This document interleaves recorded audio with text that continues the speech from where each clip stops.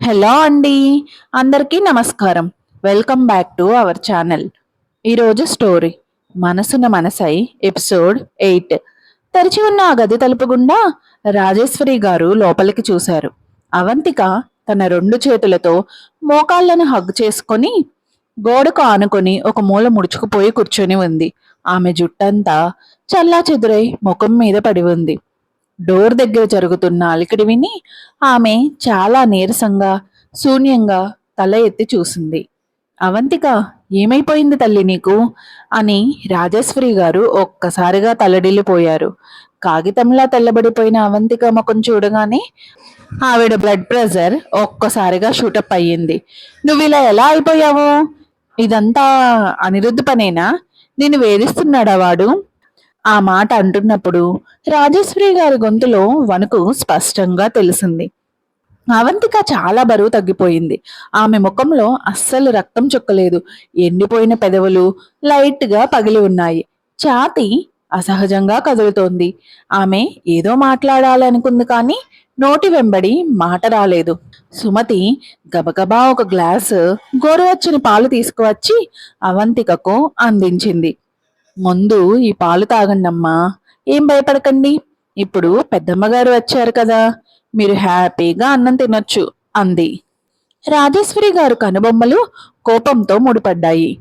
ఏంటి సుమతి, అనిరుద్ధు అవంతికను అన్నం కూడా తిననివ్వలేదా? అందుకేనా ఈ పిల్ల ఇంతలా ఎండిపోయింది? అసలు తనని ఆకలితో మార్చి చంపేయాలనుకుంటున్నాడా వాడు అన్నారు. ఈ ఇన్సిడెంట్ రాజేశ్వరి గారిని తీవ్రమైన షాకుకు గురిచేసింది.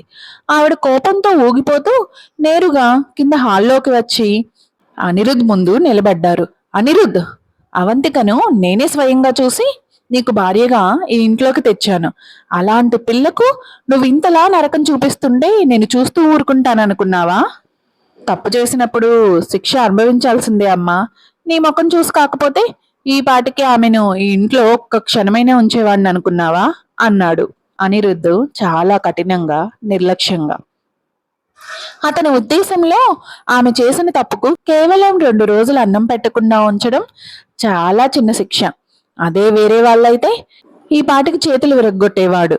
ఆమె ముట్టకూడని వస్తువును ముట్టుకుంది. ఆమె తన హద్దులు దాటింది. అలాంటప్పుడు ఆమెను అంత ఈజీగా ఎలా క్షమిస్తాడు? తప్ప అసలు అవంతిక ఏం తప్పు చేసింది అని అడిగారు రాజేశ్వరి గారు. ఆవిడ దృష్టిలో అవంతిక చాలా పద్ధతి గలది, పెద్దల మాట వినే మంచి అమ్మాయి. అనిరుద్ధకు కావాలని కోపం తెప్పించేంత తెలివి తక్కువ పనేం ఆమె చేయదు. అనిరుద్ధు తన పెదవులను గట్టిగా నొక్కుకున్నాడు తప్ప తల్లి అడిగిన ప్రశ్నకు సమాధానం చెప్పలేదు.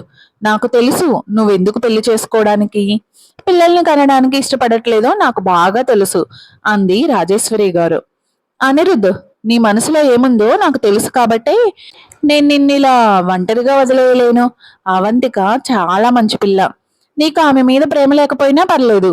కేవలం పేరుకే భార్యాభర్తలుగా ఉన్నా సరే మీరిద్దరూ కలిసే ఉండాలి. అప్పటికే రాజేశ్వరి గారి కళ్ళల్లో ఆవేదనతో కూడిన నీళ్లు తిరిగాయి. ఆవిడ మాట్లాడుతున్న కొద్దీ మరింత ఎమోషనల్ అయిపోయారు. కళ్ళు ఎర్రబడ్డాయి. అనిరుద్ధ్ ఏదో అనబోయాడు కానీ అంతలోనే తన తల్లి కండిషన్ సరిగ్గా లేదని గమనించాడు. ఆమె పడిపోబోతుంటే పట్టుకోమన్నట్టు తన బాడీ గార్డ్కు సైగ చేశాడు. నేను బ్రతికున్నంత కాలం నువ్వు అవంతికను ఇంట్లో నుంచి బయటకు పంపించలేవు. ఒకవేళ డివోర్స్ కావాలన్నా నీకు నచ్చిన వేరే అమ్మాయిని చూసుకునేంత వరకు నేను ఒప్పుకోను. నిన్ను జీవితాంతం ఇలా ఒంటరిగా గడపనివ్వను అని రాజేశ్వరి గారు చెప్తుండగానే ఆవిడకు తల తిరిగిపోయింది. బాడీగార్డ్ ఆవిడను సోఫాలో కూర్చోపెట్టాడు. మాట్లాడుతుండగానే ఆవిడకు ఊపిరి ఆడనట్లు అయిపోయింది. సరిగ్గా 30 సెకండ్లలో రాజేశ్వరి గారు సోఫా వెనక్కి వాలిపోయి స్పృహ తప్పారు.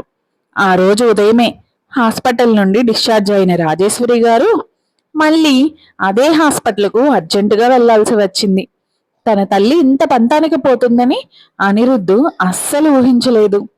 అవంతిక మ్యాటర్ చాలా ఈజీగా క్లియర్ అయిపోతుంది అనుకున్నాడు. కానీ ఇప్పుడు పెద్ద అడ్డంకి వచ్చి పడింది. ఆయనకు కేవలం అవంతిక మీద మాత్రమే కాదు, అసలు ఆడవాళ్ళంటేనే ఒక రకమైన విరక్తి ఉంది.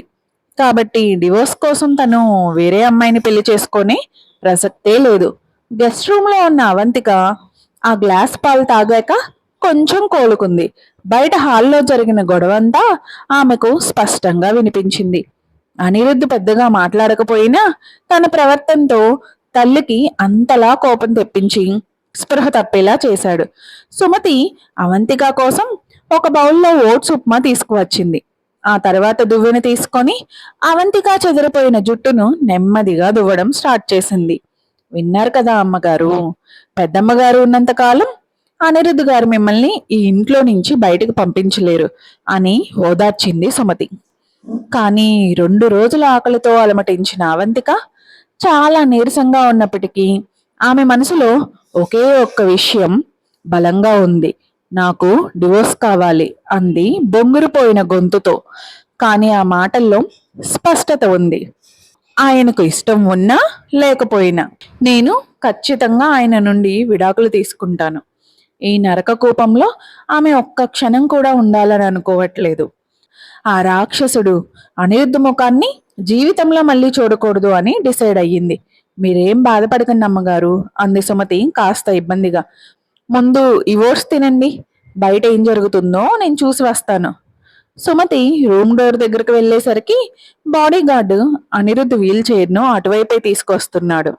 అది చూసి సుమతి వెంటనే, బాబుగారు, అమ్మగారి ఆరోగ్యం ఇంకా కుదుట పడలేదు అంది. అనిరుద్ధ ముఖంలో ఎప్పటిలాగే ఎలాంటి భావాలు లేవు. కానీ చూపులు మాత్రం ఐస్ మొక్కల్లా చల్లగా ఉన్నాయి. సుమతి పక్కకు తప్పుకోగానే బాడీగార్డ్ వీల్ చైర్ను గది గుమ్మం వరకు తెచ్చాడు. అవంతిక ఒక్కసారిగా తల ఎత్తి చూసింది. ఇద్దరి చూపులు ఒకదానికొకటి ఢీకొన్నాయి. గదిలో వాతావరణం ఒక్కసారిగా మారిపోయింది. మనం డివోర్స్ తీసుకుందాం అనిరుద్ధ్ గారు అంది అవంతిక ఓట్స్ బౌలు పక్కన పెడుతూ. ఆమె తన లగేజ్ బ్యాగ్ అందుకొని అతని ముందుకు నడిచింది. 2 రోజుల క్రితమే ఆమె తన సామాన్లు అన్నీ సర్దేసుకుంది. ఏ క్షణంలోనైనా ఈ ఇల్లు వదిలి వెళ్ళడానికి రెడీగా ఉంది. నాకు ఆ రోజు లీగల్గా జరిగిన మ్యారేజ్ రిజిస్ట్రేషన్ పేపర్స్ కూడా వద్దు, ఏమీ వద్దు. మీకు నచ్చిన ఏ అమ్మాయినైనా పెళ్లి చేసుకోండి అంది ఈసారి కాస్త గట్టిగా, ధైర్యంగా. అనిరుద్ధు తన కళ్ళు చిన్నవి చేసి, నా మీద నీకు అంత ద్వేషం ఉందా? అసలు తప్పు నీ వైపు ఉందని నువ్వు భావించట్లేదా అని అడిగాడు. నాదే తప్పు. మీ పర్మిషన్ లేకుండా కంప్యూటర్ వాడడం నా తప్పే అంది అవంతిక తన ఊపిరిని కంట్రోల్ చేసుకుంటూ. కానీ దానికి తగ్గ శిక్ష నేను ఆల్రెడీ అనుభవించాను. కాబట్టి ఇద్దరం ఈక్వల్ అయిపోయాం. మీ దగ్గర డివోర్స్ పేపర్స్ రెడీగా ఉంటే ఇవ్వండి, లేదంటే నేనే లాయర్ దగ్గరకు వెళ్ళి రెడీ చేయిస్తాను. తన నుండి దూరంగా వెళ్ళిపోవడానికి ఆమె అంతలా ఆరాటపడడం చూసి అనిరుద్ధు వెటకారంగా నవ్వుతూ, నీకు పడిన శిక్ష అప్పుడే పూర్తయిపోయిందని నేను చెప్పానా అన్నాడు. ఆ మాట వినగానే అవంతిక ఒక్కసారిగా షాక్ అయ్యింది. తలపై ఎవరో గట్టిగా కొట్టినట్లు అనిపించింది. నా పక్కన ఉండడం నీకు అంత నరకంగా ఉందా? అయితే నువ్వు జీవితాంతం ఈ అనిరుద్ధ్ భార్యగానే ఉండిపోవాలి. అతని గొంతు వింటుంటే అది చర్చించే విషయం కాదు, ఒక ఆర్డర్ అని స్పష్టంగా అర్థమవుతోంది. మనం డివోర్స్ తీసుకుంటాం, కానీ అది ఇప్పుడు కాదు అని చెప్పి అనిరుద్ధు తన బాడీ గార్డ్కు సైగ చేయడంతో వాడు వీల్ చైర్ను వెనక్కి తిప్పి తీసుకువెళ్ళిపోయాడు. అవంతిక అతని వెనుక వైపు చూస్తూ కోపంతో పళ్ళు నూరుకుంది. అసలు ఈయనెవరు? తన జీవితాన్ని శాసించడానికి ఆయన విడాకులు ఇవ్వకపోతే తను వేరే దారి చూసుకోలేదా ఏంటి? కానీ అంతలోనే అవంతికకు ఒక్కసారిగా తల తిరిగిపోయింది. మోకాళ్ళు వణికి ఒంట్లో ఉన్న ఎనర్జీ అంతా ఎవరో లాగేసుకున్నట్లు అనిపించింది. ఆమె వెంటనే వెళ్ళి మంచం మీద పడుకుంది. పడుకున్నాక ఆమె మనసు కొంచెం కుదుట పడింది. అనిరుద్ధ్ విడాకులు ఇవ్వనని అసలు చెప్పలేదు. ప్రస్తుతం వాళ్ళ అమ్మగారి ఆరోగ్యం బాలేదు కాబట్టి ఆగాడు. అలాంటప్పుడు తను కూడా కాస్త ఓపిక పట్టి టైం కోసం వెయిట్ చేయాలి అనుకుంది. వారం రోజుల తర్వాత అవంతిక పూర్తిగా కోలుకుంది. బ్రేక్ఫాస్ట్ చేశాక ఆమె నార్మల్ చెకప్ కోసం హాస్పిటల్కు బయలుదేరింది. కానీ ఆమె మనసులో ఒక బలమైన భయం ఉంది. ఖచ్చితంగా ఆ బిడ్డ అబార్షన్ అయిపోయి ఉంటుందని ఆమె అనుకుంది. ఎందుకంటే అనిరుద్ధ్ ఆమెను 2 రోజులు ఆకలితో ఉంచాడు. కడుపులో ముద్ద అన్నం లేదు. దాహం వేస్తే కేవలం ట్యాప్ వాటర్ తాగి బ్రతికింది. అలాంటి క్లిష్ట పరిస్థితుల్లో తనే ప్రాణాలతో బయటపడింది. ఇక కడుపులో ఉన్న చిన్న ప్రాణం ఆకలికి తట్టుకోలేక ఈ పాటికే చనిపోయి ఉంటుందని ఆమె గట్టిగా నమ్మింది. హాస్పిటల్కి వెళ్ళాక డాక్టర్ ఆమెకు మళ్ళీ స్కానింగ్ రాశారు. స్కానింగ్ బెడ్ మీద పడుకున్నప్పుడు అవంతిక ముఖం చాలా దిగులుగా ఉంది. డాక్టర్, నా బిడ్డ పోయిందా అని అడిగింది భయపడుతూ. ఎందుకు అలా అంటున్నావు అని అడిగారు డాక్టర్ స్క్రీన్ వైపు చూస్తూ. నేను 2 రోజుల పాటు అస్సలు అన్నం తినలేదు డాక్టర్. పైగా అంతకుముందే కొంచెం బ్లీడింగ్ కూడా అయ్యింది. ఓ అదా. 2 రోజులు అన్నం తినకపోతే ఏమీ అవ్వదమ్మా. కొంతమంది గర్భిణీ స్త్రీలకు మొదటి 3 నెలలు విపరీతమైన వాంతులయ్యి నెల రోజుల పాటు అస్సలు అన్నం ముట్టరు. అయినా పిల్లలు హెల్దీగానే పుడతారు అన్నారు డాక్టర్ నవ్వుతూ. అవంతిక గుండె ఒక్కసారిగా ఆగిపోయినంత పని అయింది. అంటే నా బిడ్డ? డాక్టర్ రిపోర్ట్ ప్రింట్ తీస్తూ చాలా హ్యాపీగా, కంగ్రాచులేషన్స్ అవంతిక, నీ గర్భాశయంలో 2 ప్రాణాలున్నాయి. నువ్వు ట్విన్స్కి జన్మనివ్వబోతున్నావు అని చెప్పారు. మరో ఎపిసోడ్తో మళ్ళీ కలుద్దాం.